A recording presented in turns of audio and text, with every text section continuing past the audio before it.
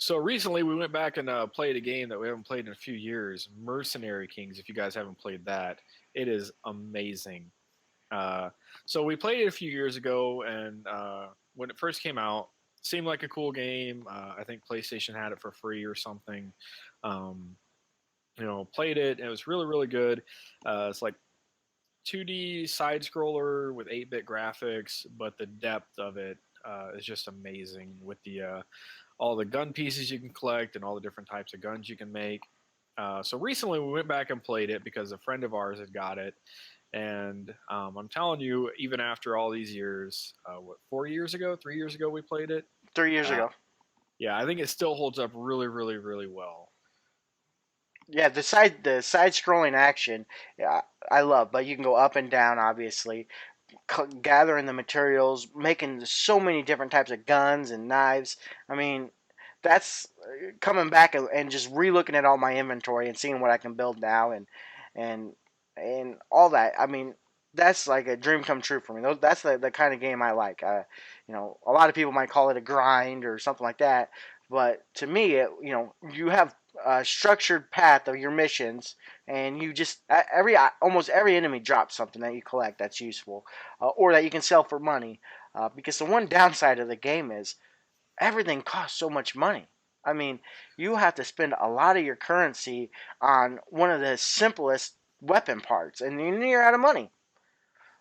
Yeah, that is one major downside of the game. I think the amount of grinding it takes for materials is one thing, especially if you need a rare material. But then the amount of money everything costs is almost like not worth it. It's like how many times you do the same mission, try to get money or enough materials to sell. It's it's very unbalanced in that aspect, but I think that's just one flaw overall for a very very great game.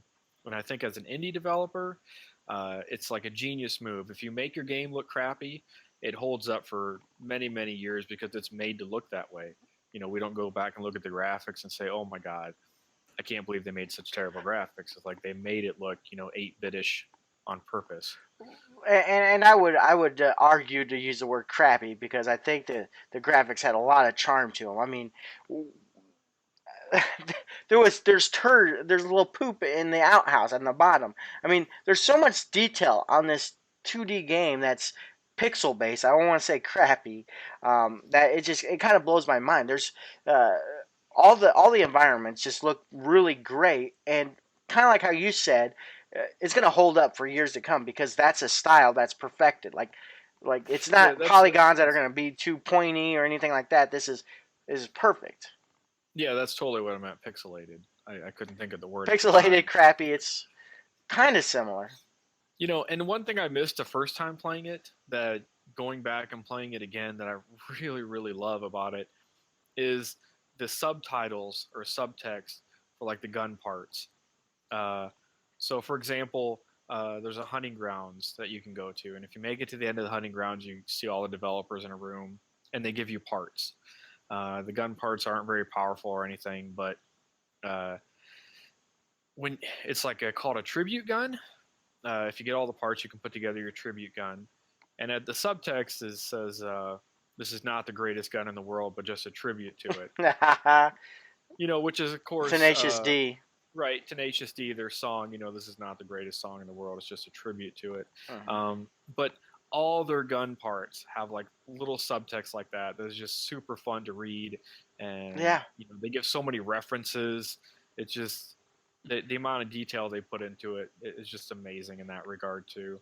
yeah. There's a Mega Buster that says created by Doctor Light, whoever that guy is, or something like that. I mean, it's clever and it plays homage to a ton of games and a ton of movies too. I mean, just pop culture Homage. in general. Yeah, yeah. Absolutely. So if you haven't played it, I suggest downloading it and giving it a try. And whoever types on this, I'm gonna correct them and tell them it's homage, not homage. My O's sometimes come out as so like.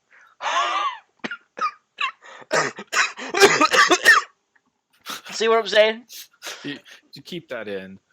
That's what happens when you pronounce homage wrong. Permanent announce. Permanent announce. What is that? Pronounce. Listen, Hey, I, hey, Trump's not the only Nazi around here. You're also a grammar Nazi. I am not a grammar Nazi. I am Okay. okay. Maybe I am. That's not the point.